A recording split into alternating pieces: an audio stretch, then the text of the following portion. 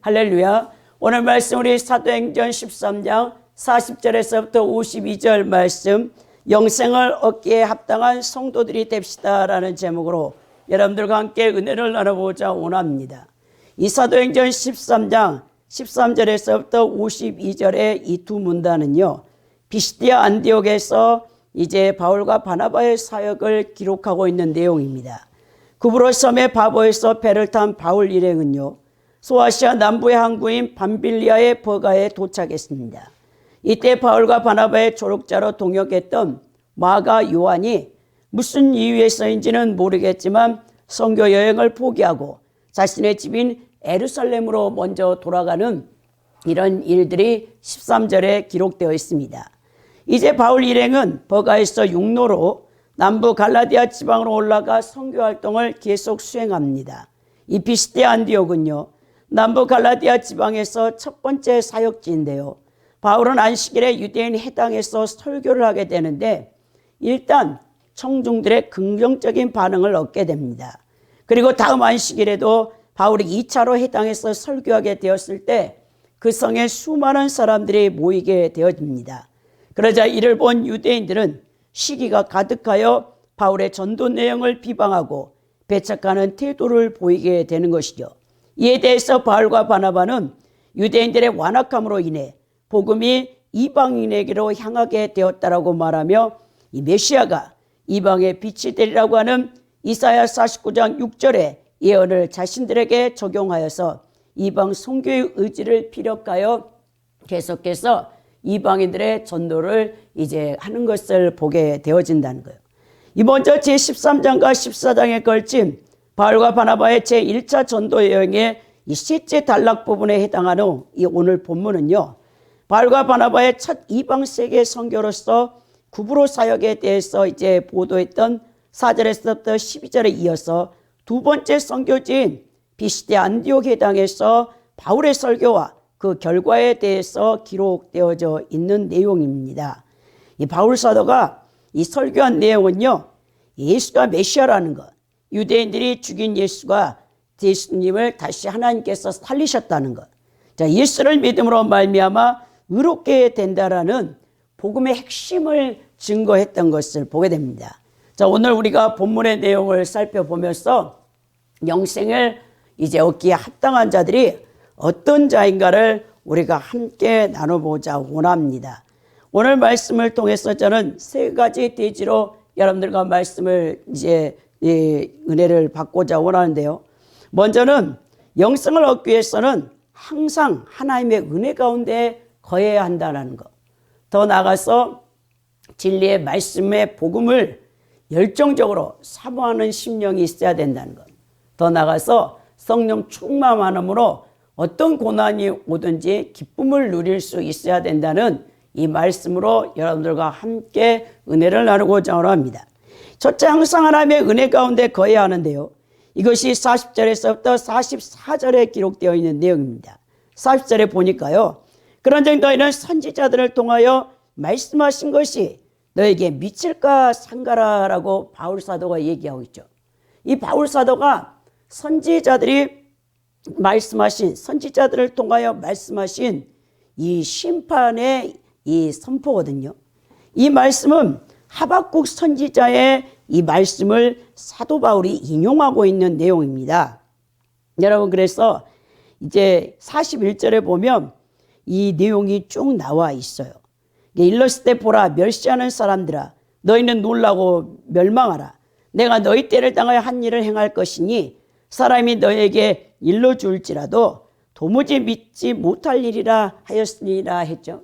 이 말씀이 septuagin트 70인역, 구약의 히브리어를 헬라어로 이제 번역했던 이 septuagin트에서 하박국서 1장 5절을 인용하는 이 내용이거든요.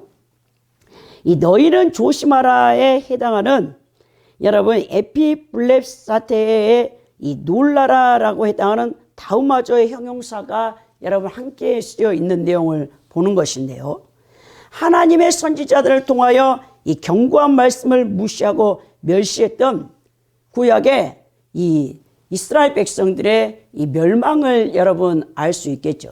특히 하박국 선지자가 바벨론의 70년 포로로 끌려가게 될 남유다의 백성들에게 너희들이 하나님 말씀을 순종치 아니하고 해결치 아니함으로 말미암아 심판을 받을 수밖에 없다. 여러분, 구약의 선지서들을 여러분들이 읽어보면요, 선지자들이 얼마나 고통 가운데서 이 하나님의 메시지를 선포했는지 모릅니다. 왜냐하면요, 선지자들은 거의 여러분 그 당시에는요 하나님 말씀을 직접 봤거든요. 이 나비라고 하는, 또 노예라고 하는 이 선지자라는 뜻의 히브리어 단어가, 특히 이제 강력한 이 선지자들은 여러분 환상, 이상, 여러분 이 하존이라는 이상을 통해서 보아지는 거예요. 하박국 선지자도 분명히 여러분 하나님께서 남유다를 멸망시킬 것을 환상으로 보였다고 생각해 보세요. 여러분, 그 당시에 바벨론은요 가장 잔인한 여러분 이방 민족이에요. 예전에 여러분 우리가 이 서부 영화를 보면 인디언들이 이 백인들의 죽여가지고 머리를 이제 벗기잖아요. 살갗과 머리를 벗기는 것처럼. 이렇게 여러분 바벨론 민족이요 얼마나 여러분 잔인한 민족인지 모르는데, 하나님의 선민이라고 선택받은 이스라엘 민족을 하나님께서 그 잔인한 이방 민족의 침공을 통해서 완전히 나라를 다 없애고 70년 동안 포로로 끌려가게 하겠다라는 에레미야 선지자의 예언이 성취될 것을 하박국 선지자가 그것을 환상 가운데 보았다라고 생각해 보십시오. 인간이 여러분 고난에도요, 인간이 당할 수 있는 최고의 고통스러운 고난이 뭐냐면 전쟁을 통한 하나님의 여러분 심판이에요. 여러분, 우리는 지금 계속해서 1년이 넘게 러시아와 우크라이나의 전쟁 소식을 듣고 있잖아요. 여러분, 전쟁은요 비참하게 이루 말할 수가 없습니다. 우리나라가 역사적으로 여러분 6.25 전쟁을 통해서 3년 동안 치루어졌던 이 공산주의에 의해서 이 대한민국이 여러분 이 대한제국이 지구상에서 사라질지도 모르는 그런 위기 속에서 하나님의 그 도우심과 보호하심이 아니면 이 남한의 이 대한민국이 세워질 수가 없어요. 그리고 여러분들이 지금 누리고 있는 이 부와 그리고 선진국이라는 이 대열 속에서 여러분 엄청난 우리는 지금 축복을 받고 있는 것입니다. 그런데 우리 대한민국 국민들은 감사할 줄 모르고 입만 열면 원망불평하는 이런 죄악을 범하고 있어요. 그러니까 이스라엘 백성들과 동일한 모습이라는 거예요. 이 대한민국의 현 실대를 살아가는 21세기 현대 대한민국 백성들이 바로 이런 이 심판받을 수밖에 없는 이런 모습을 많이 가지고 있는 것을 보게 된다는 것이죠. 오늘 망하라라는 아파니스탄의 이 망하라는 뜻은 시야에서 아예 사라져버리라, 얼굴을 흉하게 하라라는 이 두 가지 의미를 갖고 있는데요. 하박국 선지자가 이제라도 내 경고의 말씀을 받아들여 너희들이 놀랄 뿐만 아니라 얼굴을 흉하게 함으로 핵의 표시를 하라고 강력히 하박국서 1장 5절에서 남유다 백성들에게 선포하며 경고하고 있는 거예요. 그러나 그들은 결국 말을 듣지 않죠. 그래서 내가 너희 때를 당하여라고 했는데, 이 하박국 당시 여호와의 말씀을 듣고 있던 유대인들이 죽지 아니하고 살아있을 때를 말하는데, 역사적으로 바벨론이 이 BC 586년에 느부갓네살 왕의 여러분 1차 침공을 통해 또 2차, 3차 침공을 통해서 완전히 이 예루살렘 성전이 초토화되어지고 바벨론 포로로 다 끌려가며 나라가 없어져 버렸던 이 역사적인 사실을 여러분들은 구약 성경을 통해서 이미 다 알고 있는 것입니다. 이렇게 여러분 하나님의 말씀에 불순종하는 언약 백성들에게 하나님이 내리시는 심판도요, 또한 여러분 우리가 생각할 때 정말 여러분 무서운 심판이 온다는 거예요. 사람이 너에게 일러줄지라도 도무지 믿지 못할 일, 아무리 하박국 선지자가 환상으로 이 전쟁의 실태, 바벨론 민족이 얼마나 잔인하게 너희들을 끌고 갈 것을 얘기해줘도 그것을 믿지 않는다는 거예요. 여러분, 그러면서 탄식했죠. 하나님의 심정을 가지고 회개하지 않는 이스라엘 백성들을 탄식했던 것처럼 오늘 사도 바울이 이와 같은 자신 민족의 과거의 역사를 여러분 이 빗대어서 조상들에게 일어났던 비참한 역사를 해상케 하는 이 부정적인 메시지로 이 안식일날 유대 회당에서 설교를 끝내는 것은요, 그들도 예수를 통하여 제사함을 받아 의롭게 되지 못하면 하나님의 엄정한 심판을 받을 수밖에 없다는 사실을 깨우쳐 심판에 대한 경각심을 불러일으키기 위해서 하박국 선지자의 말씀을 그들에게 선포한 것입니다. 따라서 해당 예배에 참석한 사람들은요, 하박국 선지자의 예언이 바울이 전하는 것을 듣고 이제까지 생각하지 못하고 있었던 하나님의 심판에 대해 두려움을 갖게 되어졌겠죠. 여러분, 역사적으로 볼 때 기독교 2000년 역사 가운데 부흥이 오려면요, 먼저 하나님의 심판에 대한 두려움이 이 회중들의 심령에 임하는 거예요. 야, 이렇게 내가 살다가는 하나님 앞에 이 정말 심판을 당할 것이다. 여러분, 그 두려운 하나님을 만나야 여러분들이 지금까지 짓고 있는 죄를, 묵인하고 있는 죄를 여러분 회개하고 돌이켜 끊어낼 거 아닙니까? 그래서 여러분, 많은 그 역사상의 이 부흥, 17세기에 조나단 에드워즈가 여러분 주도했던 이 대각성 운동이라든지 19세기에 미국에서 일어났던 찰스 피니를 통해서 제2차 대각성 운동이 일어날 때 먼저 그 회중들의 심령에 하나님의 두려움이 임해요. 그러면서 그 심판을 받을까 봐 두려워서 그들이 막 땅에 엎드려서 통곡하며 회심하는 역사. 1907년 우리 평양의 장대인 교회에서도 그 강력한 부흥의 역사가 1월 달에 이 길선주 목사님의 그 당시에는 장로였죠. 그 회개를 통해서 전 회중이 그 두려움을 느끼면서 이 부흥이 일어났던 것을 보게 된다는 거예요. 그러나 여러분, 하나님의 말씀이 임했을 때 여러분들의 지혜를, 양심을, 가책을 느껴서 두렵게 만드신다는 거예요. 여러분, 이 반복되는 악순환의 역사를 되풀이지 않는 지혜로운 성도들이 돼야 되는데요. 오늘 40절에서 41절에 바울이 선지자들의 저주와 경고의 말씀을 듣는 이들에게 이 미칠 것을 상관하고 경고하면서 이스라엘은 선지자들의 책망과 경고를 끊임없이 듣고 살았던 백성들입니다. 여러분, 이스라엘 백성들이 선지자가 없어서 망했습니까? 하나님의 말씀이 없어서 망했냐고요? 그렇지 않았다는 것이죠. 그들이 범죄할 때마다 하나님은 어김없이 선지자를 보내 책망하셨습니다. 그렇지만 선지자들은요, 당대 한 사람도 그 백성들에게 추앙받거나 존경받지 못하고 오히려 애면당하고 박해와 핍박을 받았어요.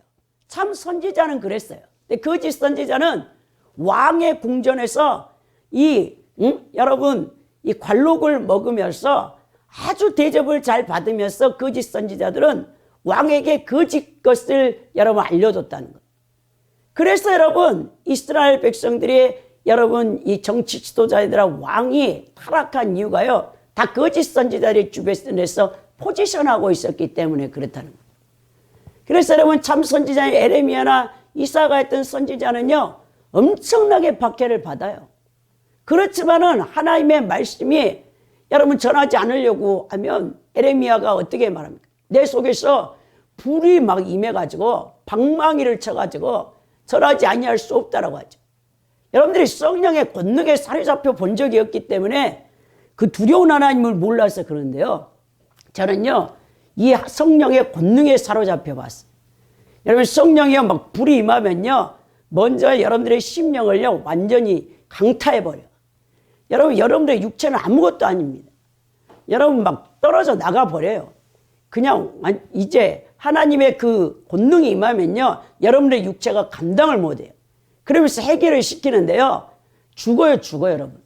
그 해결은요 이 인간이요 표현할 수 없는 그러니까 죄된 인간을 하나님이요 사랑하시지만 하나님이 가장 싫어하는 게 죄예요. 이 죄 때문에 하나님과 관계가 막힌다는 거예요. 하나님이 가장 가증스럽고 혐오스럽고 구토하고 싶은 것이 죄란 말이에요. 죄. 그래서 여러분들이 죄를 회개하지 않냐고 계속해서 여러분 그 죄를 갖고 있으면요 우리 하나님께서 결국 여러분들의 관계를 단절시켜버려요. 여러분들과 관계가 끊어집니다. 여러분 그래서 이 선지자들이 성령께 사로잡혀가지고 그 타락한 언약 백성들, 이스라엘 백성들, 선민들에게 외칠 때 그들은요 다 돌을 들어서 선지자들을 죽이려고 합니다. 그래서 예수님께서 마태복음 23장 29절 31절에 뭐라고 말했냐? 화 있을진저 애식하는 서기관들과 바리새인들아, 너희는 선지자들의 무덤을 만들고 의인들의 비석을 꾸미며 이르되 만일 우리가 조상 때 있었더라면 우리는 그들이 선지자의 피를 흘리는데 참여하지 아니하였으리라 하니 그러면 너희가 선지자를 죽인 자의 자손임을 스스로 증명함이라 라고 예수님 말씀하는 거예요. 여러분, 당대의 선지자들은요, 그 백성들에게 한 사람도 추앙이나 존경을 받지 못했어요. 오히려 박해와 핍박을 받고 죽임을 당했습니다. 그러나요, 그 이스라엘 백성들이 얼마나 가증하냐면요, 선지자가 죽고 나잖아요. 그러면 그 선지자들의 무덤을 정말 여러분 크게 아름답게 꾸며요. 그리고 의인이라고 비석을 세워줍니다. 이런 가증한 일을 했기 때문에 예수님께서 그 바리새인과 서기관들에게 외친 거예요.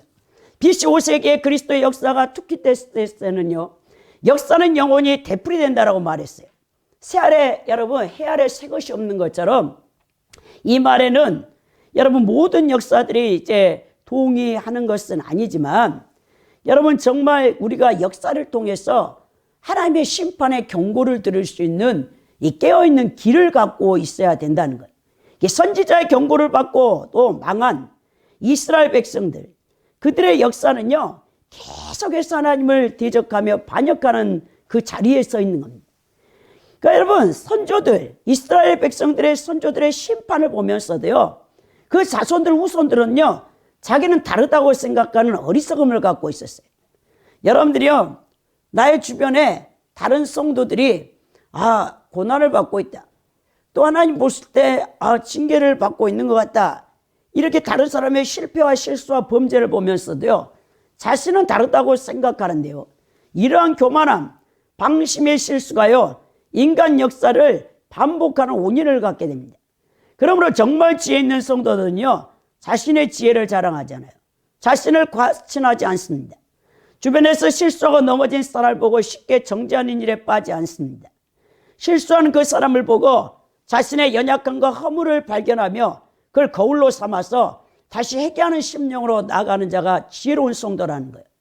이처럼 철저하게 자신의 신앙생활을 점검하며 겸손하게 예수 그리스도를 의지하는 지혜로운 성도들은요 같은 죄를 반복해서 짓고 넘어지는 어리석음으로 세월을 낭비하지 않는다는 겁니다. 1세기 로마의 웅변가이며 수사학자인 킨틀리아스는요 역사가 기록되는 것은 가르치기 위한 것이지 증명하기 위한 것이 아니다라고 말했는데요, 성경이 우리에게 말씀하시는 것은 무엇을 입증하기 위해서가 아닙니다. 우리에게 경고하고 깨우치기 위해서 기록된 것인데요, 하나님의 심판의 기준이 무엇인가를 분명히 가르치고 계시하고 있는 것이죠. 그러므로 역사와 성경을 통해 깨달음을 얻어 짧은 인생 가운데 죄짓고 불의한 삶, 하나님께 심판받을 수밖에 없는 악하고 어리석은 삶의 태도를 가감히 끊어버리고 제거해야 된다는 거예요. 여러분, 역사와 성경을 통해 불행한 역사를 반복시키는 것이 아니라 불행한 역사의 악순환의 고리를 끊고 여러분 개인 자신의 축복받는 역사들의 삶으로 여러분들이 만들어 가시기를 부탁드립니다. 103세를 살고 있는요 연세대학교 철학과 명예교수였던 김영석 교수님이 최초로 MBL에 여러분 세상 특종에 나온 걸 제가 유튜브에서 잠깐 봤어요. 여러분 너무 정정하셔. 103세인데 그래서 자녀를 좀 많이 두셨더라고요. 자녀가 6명이라고 하시는데 3명은 미국에서 다 살고 3명은 이 김영석 명예교수님 가까이서 다 사는데 둘째 아드님, 넷째 아드님 다 70이 넘었어요. 근데 그분들이 다 이제 교수님이어서 명예교수였더라고요. 근데 이분이 뭐를 말하냐, 내 인생을 실수하는 거, 이 반복하지 않기 위해서 이분은 일기를 쓴다. 일기. 매일 밤이면 잠자기 전에 50년 동안 일기를 써요. 만년필을 들고 이분이 일기를 써요. 일주일에 3번은 인천에 위치한 의량리해수욕장 근처의 집필실에서 글을 씁니다. 이제 이 온고지에다가 만년필로 글을 쓰고 있어요.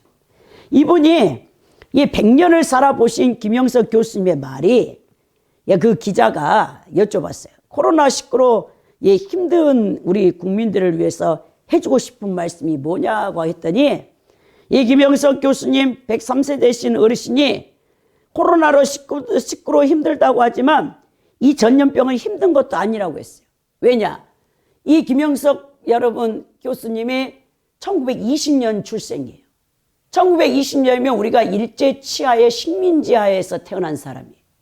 그리고 6.25 전쟁을 겪었다는 거예요. 그리고 거지의 나라, 진짜 이 거지의 나라를 하나님께서 축복하셔서 환경의 기적을 몸소 겪어보았기 때문에 대한민국의 역사를 되돌아보면 오히려 감격스럽게 그지없다는 거예요. 뭐 저출산 문제, 정치적으로 갈등, 청년 실업, 무슨 많은 문제가 있어 보여도 대한민국은 하나님께서 함께 하시는 나라임이 틀림없다는 거죠. 마지막 때 이 한민족을 통해 세계 선교를 땅끝까지 이루시기 위한 영적 질서장의 나라로 택함받은 이 대한민국의 국민들이 이 세계관이 바뀌어야 될 것 같아요. 제가 봤을 때는 세계 시민 의식의 이 글로벌한 리더들이 돼야 된다. 여러분, 대한민국이요, 세계 10위권 안에 들어가 있어요. 여러분들은 선진국에서 살고 있는 지금 21세기를 리드하는 세계 시민들이란 말입니다. 근데 너무나 우리나라는 잘못됐어. 그러니까 매일같이 교회 앞에서 이 담배를 쓸어. 사람들이 담배를 다 버려. 그리고 휴지 다 버려. 그러니까 우리 국민의식이 얼마나 낮은가 보십시오.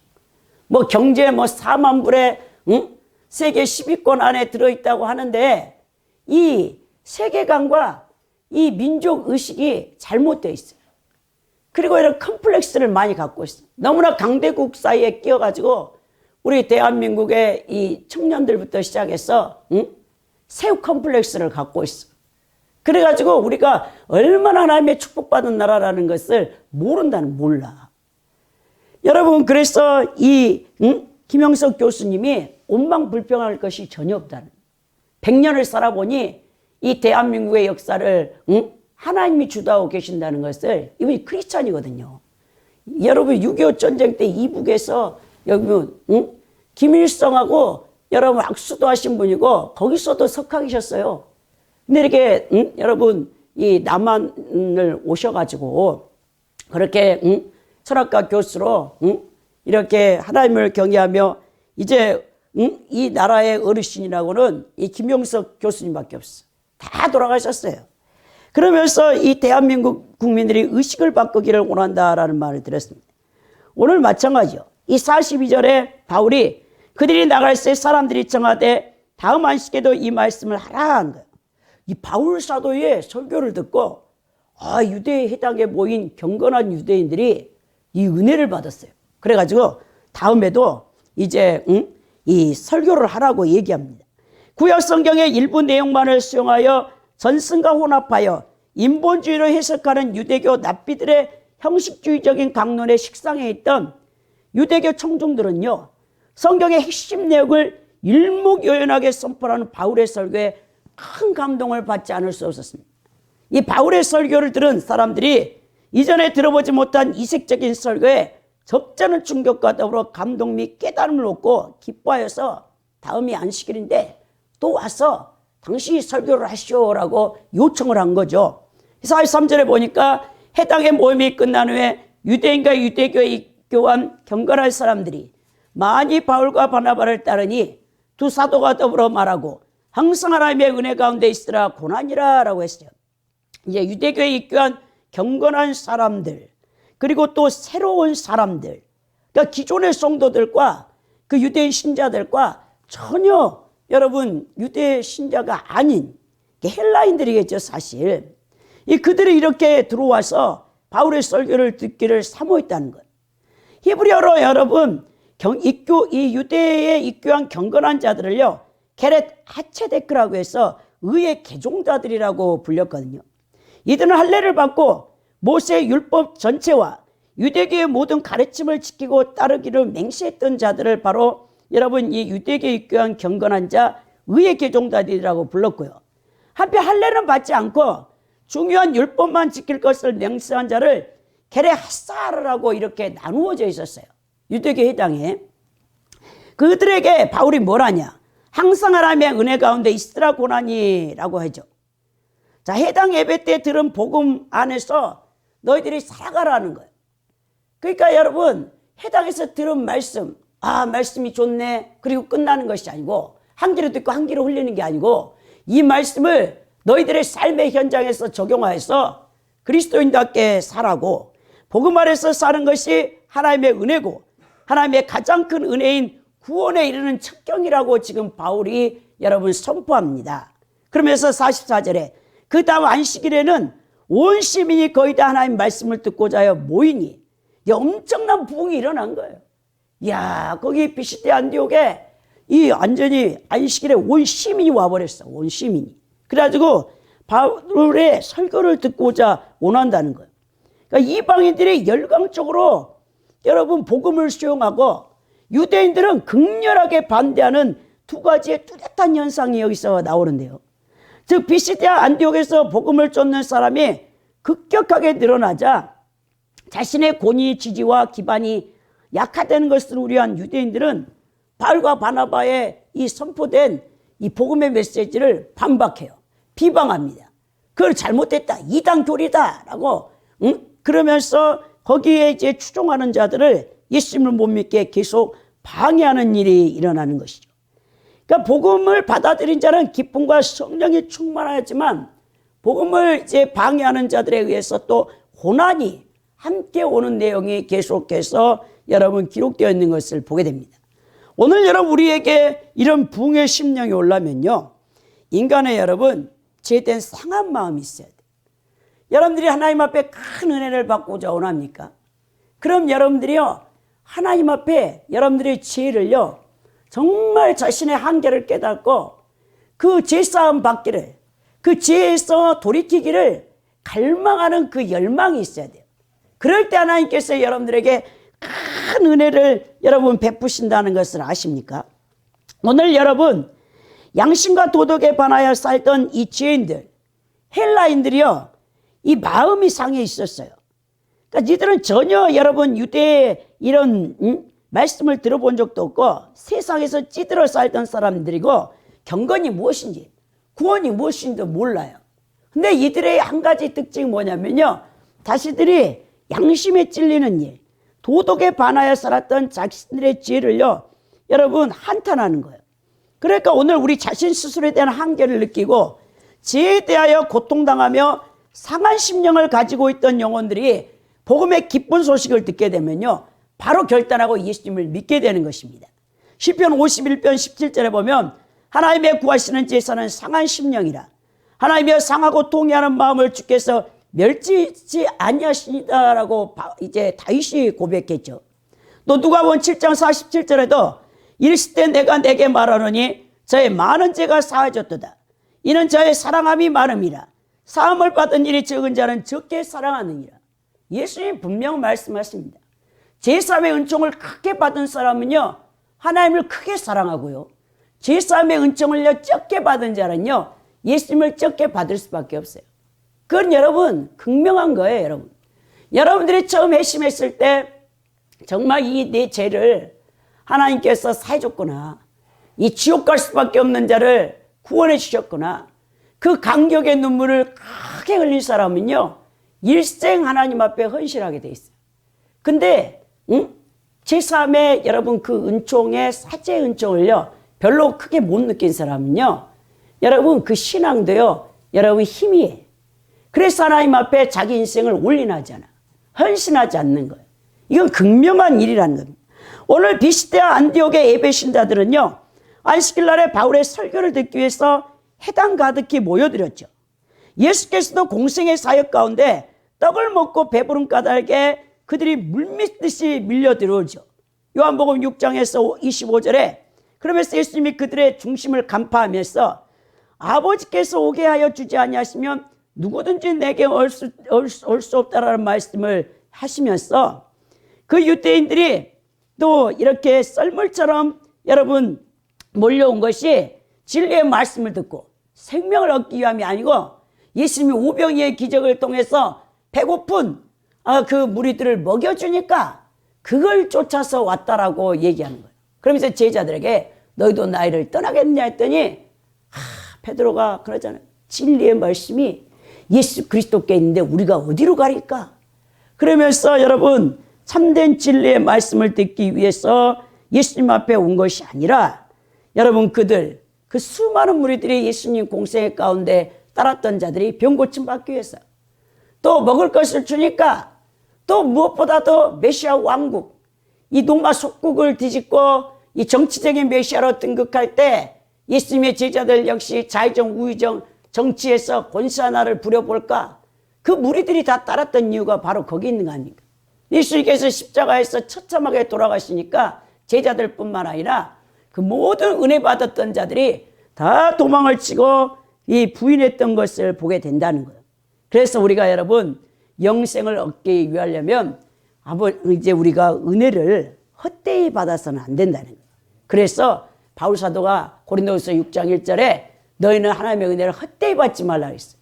하나님 은혜가요, 여러분들이 공짜라고 잘못된 개신교 신학 때문에 내가 구원받은 것이 공짜기 때문에 내 멋대로 은혜 받고 구원받고 산다고 생각하는데 천만의 말씀이에요, 여러분.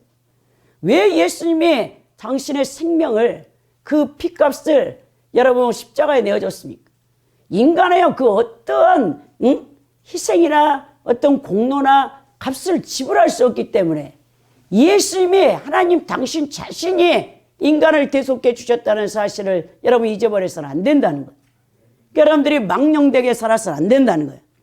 두 번째 보면 영생을 얻기에 합당한 성도가 되려면 하나님의 진리의 말씀을 삼아하는 열심을 가져야 된다는 것입니다. 여러분 45절에 보니까 유대인들이 그 무리를 보고 시기가 가득하여 바울이 말한 것을 반박하고 비방했다라고 되어 있죠. 여러분 다른 사람들은 왜 그 헬라인들은 또 이방인들은 그리고 경건한 이 유대인들은 해당해서 바울의 메시지를 듣고 예수 그리스도의 복음을 듣고 기뻐하면서 구원받아 난리인데 왜 유대인들은 그 바울과 바나바를 여러분 반박하며 반대하며 이단교리라고 정죄하면서 여러분 난리를 피우는 것입니까? 그들은 여러분 질투심이에요. 시기로 인해서 그래. 시기. 이 시기라는 젤루라는 이 젤로스 단어는 끌어오더라는 뜻인데요. 사람의 마음속에 부글부글 끓어오르 주체할 수 없는 감정을 질투로 하죠. 질투. 이 질투와 시기는요, 자기와 동등하거나 비견된다고 여겨지는 사람에 대해서 일어나는 일반적인 감정이에요. 따라서 이 유대인들이 바울과 바나바처럼 평소 해당해서 설교하는 위치에 있는 사람이라는 사실을 짐작해 볼 수 있는 거예요. 바나바와 바울을 대적하는 이 여기서는 유대인이라고 표현됐지만 유대 종교 지도자들이겠죠. 그들이 해당해서 날마다 설교했던 자들인데 갑자기 바울이 설교하니까 막 회중들이 유대 신자들이 다 기독교로 개종하고 또 전혀 예수도 모르는 사람들이 그 비시대 안디옥의 성에 있는 대중들이 다 몰려와서 구원을 받으니까 거기서 막 시기와 질투가 일어나서 이들이 주체를 하지 못하는 것입니다. 예, 바울이 말한 것을 반박하고 비방했다라고 하는데요. 여기서 반박하다는 이 헬라어 단어가 안텔레곤의 원형인 안틸레고가 쓰였어요. 이게 뭘 대항하다. 여러분들이 안티 하잖아요. 이 반대한다라는 거예요. 대항해서. 그러니까 여러분 바울의 말에 거듭거듭 반박하는 이 유대 종교자들의 모습을 잘 보여주는데요. 자, 유대 종교자들은 바울이 말할 때 해방을 놓으면서 비방하기를 그치지 않았다는 거예요. 그러니까 바울이 전하는 저 복음은 가짜, 나사렛 예수라는 신흥, 거짓, 이단 교리라고 그들이 막 예측했죠. 여러분 이 저급한 시기심은요, 불행한 역사를 창출하는 그런 동인이 돼요. 이게 우리가 이 45절에 유대주의자들이 이방인들이 대거 몰려드는 것을 보고 시기심이 발동했다고 되어 있으면서 인간적으로는 바울과 바나바를 헛들고 조롱하면서 바울이 전하는 참된 진리의 복음에서 대항하는 것을 보게 되는 것인데요. 여러분 유대주의자들은요 본래 사악한 사람들이 아니에요. 그들도 여호와 하나님에 대해 특심 있는 자들이었습니다. 그들은 장로의 유전, 인간의 계명에 잘못된 유대주의적 신학적인 틀을 가지고 구약 36권의 말씀을 이 성문율법을 해석하여 율신 되신 하나님을 섬기던 자들이었습니다. 그런데 이 문제가 무엇이냐? 잘못된 신학의 틀 때문이라는 거죠. 하나님의 계명을 인간의 계명, 곧 인간 이성에 따라 하나님의 오리 없는 성경에 계시된 무한 말씀을 잘못 해석하여 인간의 계명으로 전락시켰던 것을 보게 되는데요. 그래야 유대교인들을 지옥 백성으로 만들었던 것입니다. 바울이 참된 진리의 복음을 증거하자 유대 바리새파나 서기관들, 곧 유대 종교 지도자들은 신성모독이라고 여겼던 거죠. 자, 유대 종교 지도자들은 안식일날 해당해서 강론할 때 미드라시나 미시나 탈무드와 같은 납비들, 곧 장로들의 여러분 전통에 근거하여 구약 성경을 잘못 해석해서 증거했어요. 그래야 유대인들에게 더 무거운 율법의 짐을 메워주어서 유대교인들을 영적으로 고통을 받게 했다는 거예요.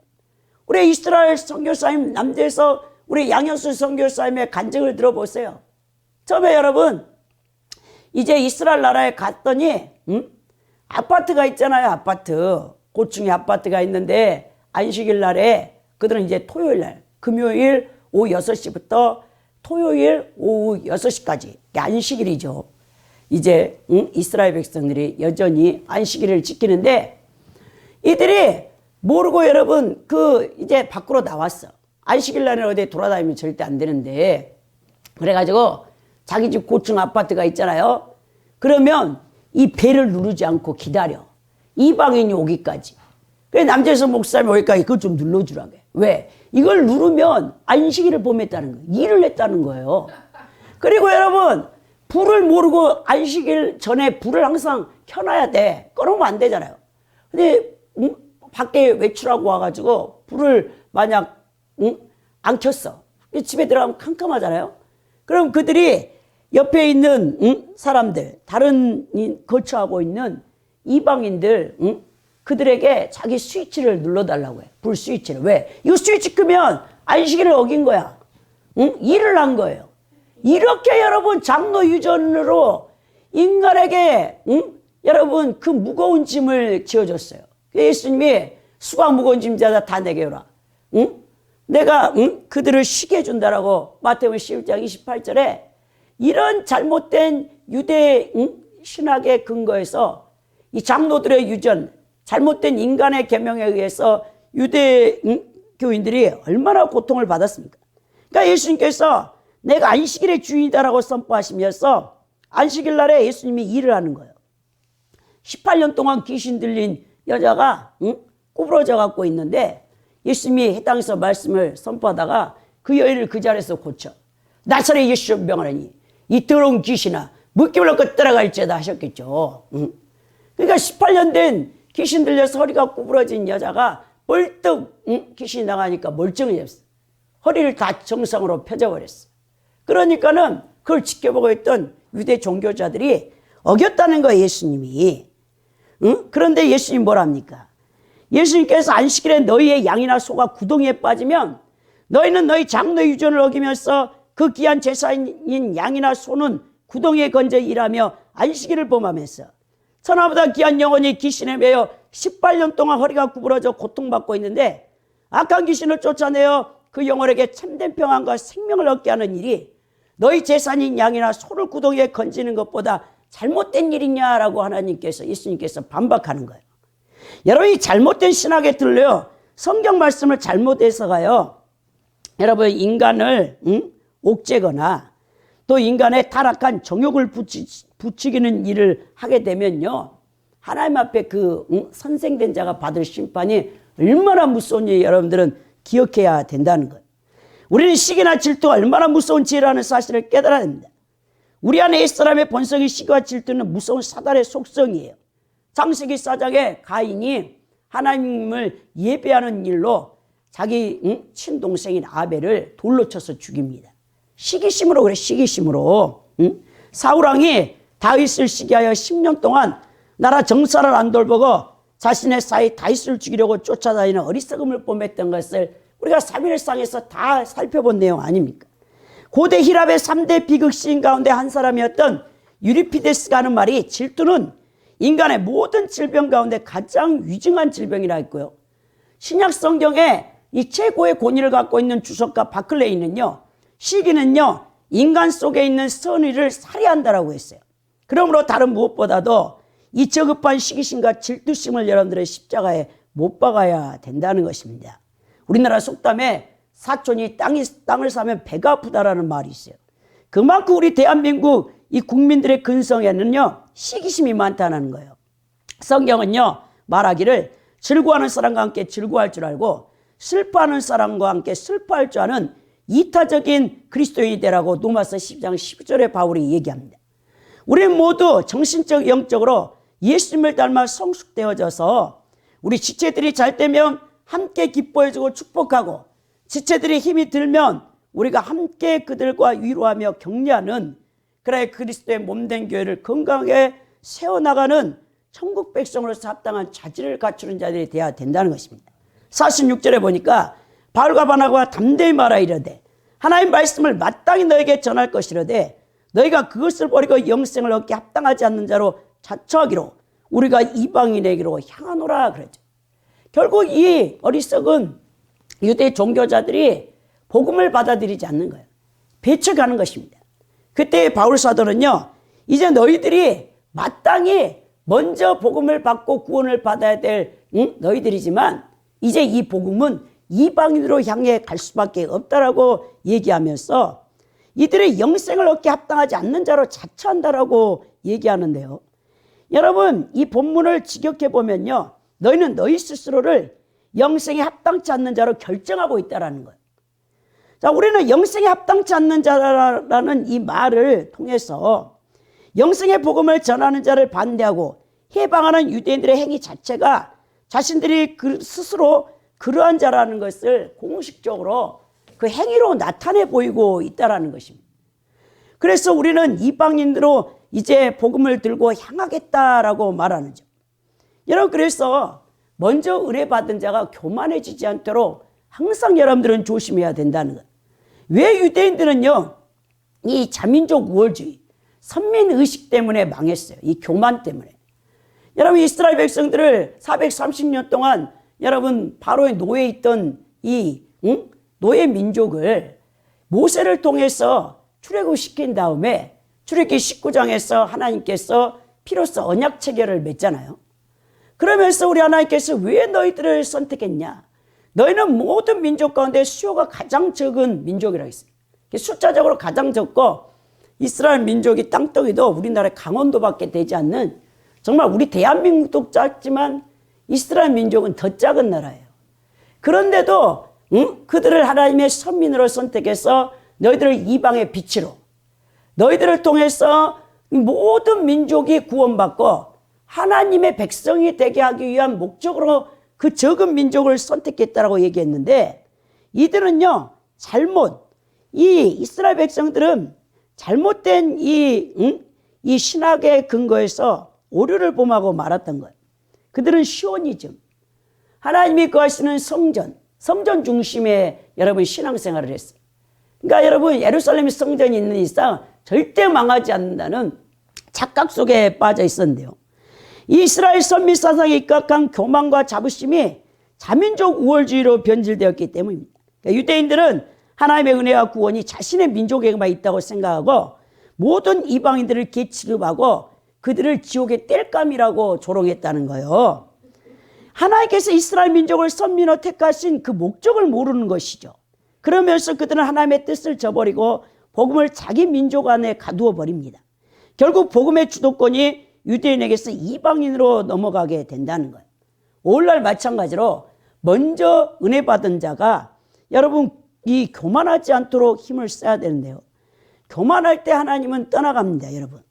성경은 먼저 된 자로서 나중되고 나중된 자로서 먼저 될 때가 많다라고 마태복음 19장 30절에 경고를 하는데요.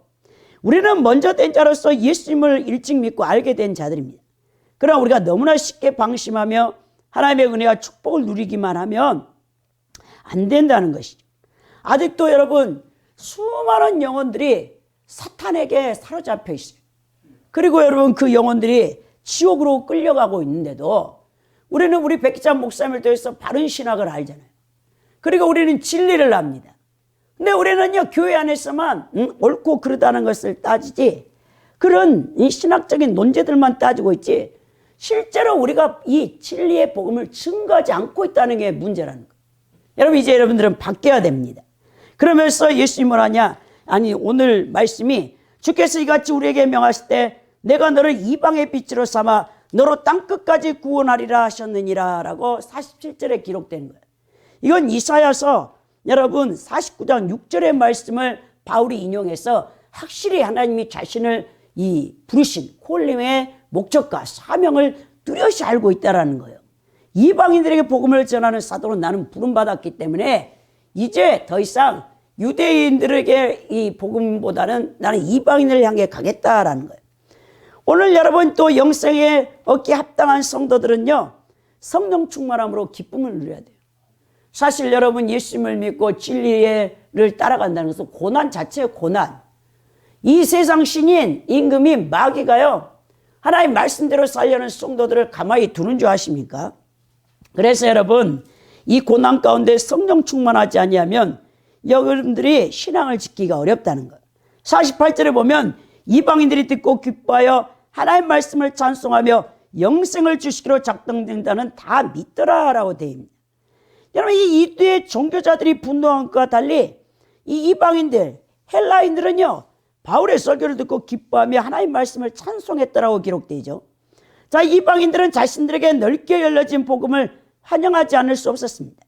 그들은 자신들도 구원받고 하나님의 자녀가 될 수 있다는 놀라운 소식을 알게 되었고 이로 인해 기뻐하지 않을 수 없다는 거예요. 물론 이방인이라고 해서 모두가 복음을 다 수용하고 받아들인 건 아니죠. 그 중에서는 복음을 배척하는 자도 많았을 것입니다. 오늘 이 영생을 주기로 작정된다는 다 믿었더라라고 되어 있는데요. 믿음과 영생은 하나의 끈처럼 묶여 있다는 것을 알 수 있는데요. 자, 이 모든 것은 하나님의 영원전 작정되어진 계획이라는 거죠. 자, 영원전의 삼위일체 하나님의 신적 예지 속에서 복음을 듣고 받아들여 구원받을 자와 구원받지 않을 자가 예정되어 있다는 것을 알 수 있는데요. 하나님의 이 예지 예정 속에 인간의 자유의지가 배제되지 않다는 거예요. 여러분 2000년 여러분 이 기독교의 역사 가운데 교회사 가운데 마귀가 가라지를 하나 뿌려놨는데요. 이 가라지가 여러분 끊임없이 이 거짓 교리의 가라지로 말미암아 구원받지 못하도록 여러분 이 천국의 문을 막고 있어요. 그게 뭐냐면요. 인간의 자유의지를 말살시키는 이 신학이에요. 여러분. 하나님께서요. 인간을요 로봇으로 안 만들었습니다. 여러분 인간이 타락하기 전에 아담 이전에 영혼세계에서 하나님께서 자유의지를 가진 천사를 먼저 만드셨죠. 근데 이 천사가 자유의지로 하나님을 반역한 거예요. 그리고 하나님께서 이제 인간을 만드셔서 에덴 동산에 아담과 하와를 두었죠. 근데 마귀의 미혹에 넘어가 아담이 자신의 자유의지로 하나님의 말씀에 순종을 선택한 것이 아니고 선악과를 따먹는 여러분 죄를 범하는 데 사용한다. 너무 이 우리가 칼빈주의 신학 5대 교리가 이 잘못된 것은 인간의 자유의지를 말살시켜 부인해. 야, 그 기라성 같은 여러분 주의 종들이 2000년 기독교 교회사 가운데 그 주의 종들이요 인간의 자유의지를 다 말살시키고 있어. 여러분 귀신 들린 사람들을 한번 보세요. 제가 여러분 이 귀신 들린 사람을 다루는 사역이잖아요. 사실 인간의 이 자유의지가 얼마나 중요한가. 이 인간의 자유의지로 죄를 끊고자 결단하지 않으면요 절대로 마귀의 여러분 속성에서 마귀의 손아귀에서 벗어나지는 못합니다. 계속 실패를 하죠. 사실 마귀의 힘이 얼마나 센지 압니까 여러분? 여러분들이 마귀를 우습게 알고 귀신을 우습게 하는데요. 마귀와 귀신을 우습게 하는 존재가 아니에요. 하나님의 물론 구속 역사 가운데 인류를 구원하시기 위해서 하나님이 조력자로 돕는 조력자로 타락한 천사도 사용하지만 여러분 그 귀신을 통해서 우리 성도들을 훈련하실 때가 있어요. 근데 중독, 어떤 알코올 중독, 음란 중독, 어떤 중독에 걸려있는 사람은요 그 배에 반드시 귀신이 있어요. 근데 그 귀신에서 소락에서 벗어나려면요 자신의 자유의지로 하나님 말씀을 순종하려고 목숨 건 영적 투쟁이 없는 이상 벗어나지 못합니다. 절대 못 벗어나요. 그러면 어떻게 되냐? 계속해서 마귀의 공격을 받다가 마귀에 사로잡혀. 그럼 지옥으로 끌려갈 수밖에 없다는 거예요. 마귀가 계속해서 타락한 정욕을 충동질하며 미혹합니다. 인간의 죄 짓는 것은요, 마귀 미혹에 넘어가 자신의 자유의지로 죄를 선택하는 거예요. 그 죄를 계속해서 같은 죄를 선택하고 있기 때문에 거기서 못 벗어난다는 거예요. 그러니까 귀신 들린 자의 자유의지의 결단은요, 굉장히 중요한데, 이 마귀가 2000년 교회사 가운데 인간 자유의지를 말살시켜. 그래서 여러분, 우리 성도들이 성화되지 못하도록 여러분들을 다 여러분 막고 있는 거예요. 주의 말씀이 그 지방에 두루 퍼졌다라고 49절에 되어 있는데요. 본문은 바울과 바나바뿐만 아니라 새롭게 믿음에 들어온 다른 여러 사람들을 통해 주의 복음이 지역 곳곳에 퍼져나갔다라고 말합니다. 지금 부흥의 불길이 완전히 타고 있는 거예요. 복음은 그 지방 모든 곳을 두루 퍼져나갔다는데요. 퍼지다라는 이 뜻이 여러 방향으로 나르다, 널리 퍼뜨려지다라는 뜻인데요. 사방으로 이게 퍼져나갔다는 거예요. 마치 밀가루 속에 들어간 누룩에 의해서 반죽이 지속적으로 부풀어 오르는 것처럼 생명의 복음이 들어간 비시디 안디옥 지방에 이 성도들을 통해서 구원의 물결이 뒤덮여 가는 거예요. 그들이 만난 예수를 전하기 위해서 성령 충만해가지고 그들이 막 복음을 전하니까 그 지역 전체가 다 여러분 복음의 불길 속으로 들어가 버린 거예요. 50절에 보니까 이에 유대인들이 경건한 기부인들과 그 신의 유력자들을 선동하여 바울과 바나바를 박해하여 그 지역에 쫓아낸다라는 거예요. 야, 비시디 안디옥에 이 유대 종교자들이 안 되겠어. 이러다가는 이 신흥 이단 교주인 나사렛 예수라는 이 교단들이 엄청난 세력을 확장시켜 갈 것 같아. 그러니까 그 성에 기부인들을 찾아가서 이제 설득하는 것이죠. 그 기부인들이라는 것은 여러분 이 존경할 만한 이제 사람들인데 헬라인으로서 비시디 안디옥의 고위층 관리 부인들이에요. 그들이 유대교로 개종한 여인들인데요. 또는 그 당시에 적지 않는 여인들이 로마 황제에 의해서 행정관으로, 그러니까 공무원으로, 고위직 공무원으로 임명된 예가 있었거든요. 그러니까 그 비시디아 안디옥에도 여성 공무원 고위직이 많이 있었나 봐. 그 관리직들에게 쫓아가서 이 신흥 이단들을 다 이제 멸절을 해야 된다라고 동조로 이렇게 선동을 했겠죠. 그러니까 그때 그 유대인으로 개종했던 경건한 기무인들이 나서서 바나바 바울을 붙잡아서 태장으로 때린 다음에 쫓아냈다. 여기는 안 나오잖아요. 고린도후서 11장 23절 26절에 바울이 과거를 회상하는 거 보면 비시디 안디옥에서 사건이 포함되어 있는데 그때 붙잡혀서 태장을 맞은 후 쫓겨났다라는 그 내용이 나와 있어요. 비시디아 안디옥의 이 대중들은 복음을 듣고 믿음의 길로 들어서서 영생을 얻었지만 유대 종교자들과 고위층 관리들은요, 유대인들의 이 사주를 받아 영생의 소식을 가져다 주는 사도들을 박해하고 강제로 그 성에서 추방시켰다는 겁니다. 그리고 51절에 두 사람이 그들을 향하여 발에 티끌을 떨어버리고 이고니온으로 각언을 되었죠. 자, 예수님께서 제자들에게 복음을 전파라고 명령하셨을 때 만약 생대가 복음을 영접하지 않을 때는 발에 먼지를 떨어버리라고 복음서 누가복음 9장 5절에 10장 11절에 이렇게 말씀하셨거든요. 여기서 티끌이라는 것은 먼지로 볼 수 있는데요. 발에 먼지를 떨어버린다는 것은 어떤 의미냐면 일종의 상징적인 행위로 자신과 그 지방은 더 이상 관계가 없다는 거예요. 신발에 묻은 먼지 하나까지도 떨어버림으로 그 관계를 끊어버린다는 뜻이거든요. 여기서 바울과 바나바는 비시디 안디옥에서 많은 영적 결실을 맺었지만 그 도시 전체에 대해서는 이런 태도를 취하지는 않았습니다. 근데 이제 쫓겨나는 이 고관들과 유대 종교자들에게 너희들과 관계를 끊어버린다고 먼지를 이제 턴 거죠. 그리고 이제 안디옥을 떠나 비시디 안디옥을 떠나서 그 일행은 동남쪽으로 약 125km 떨어진 이고니온 도시로 향합니다. 이고니온이라는 도시는 지금의 코냐라는 곳인데요. 현재 인구 3만 명이 거주하는 이 도시거든요. BC 25년부터 로마의 직접적인 통치의 속국이었는데 클라우디아스 황제 때 클라우디오고니온이라는 영예로운 이 명칭을 받기도 했어요. 소아시아 교통의 요충지거든요.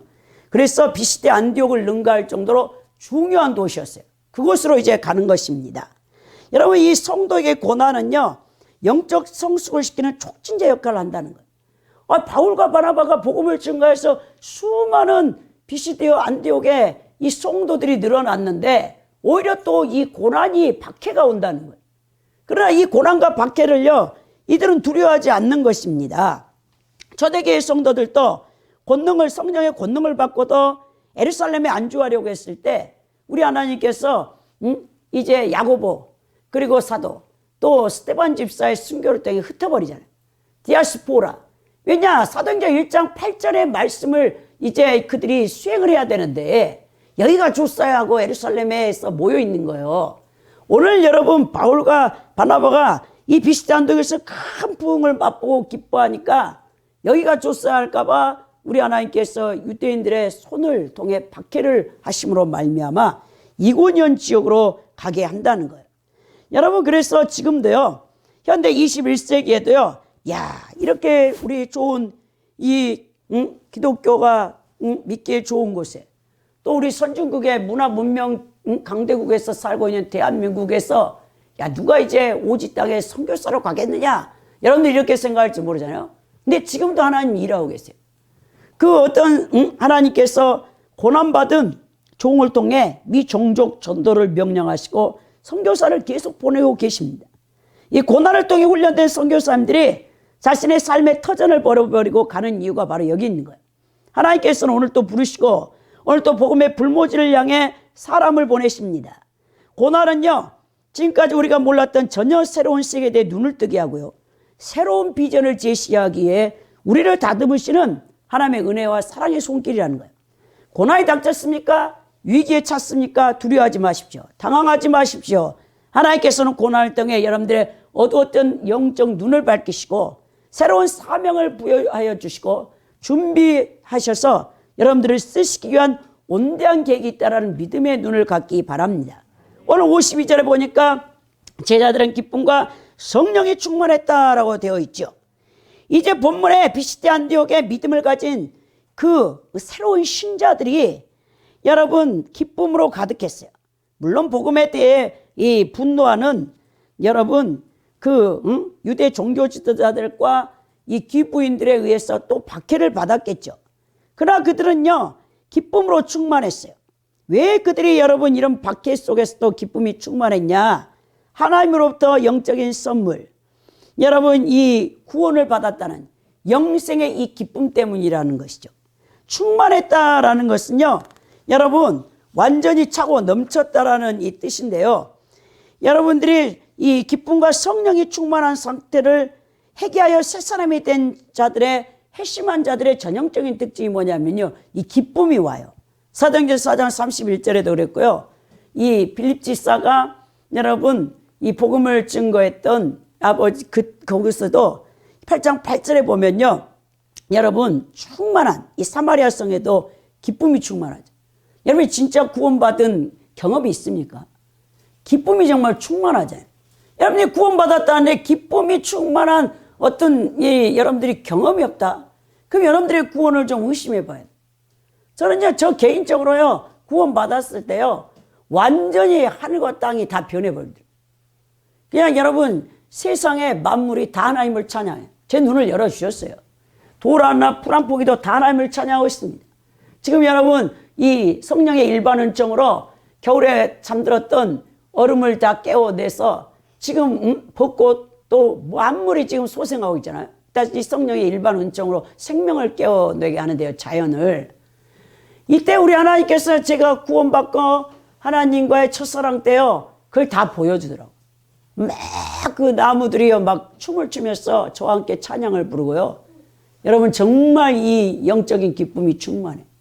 저는 좀 특심이었죠. 특별했죠. 4년 동안 심장에 뛰어서 잠을 못 자게 하실 정도로 주님이 저를 사랑했으니까.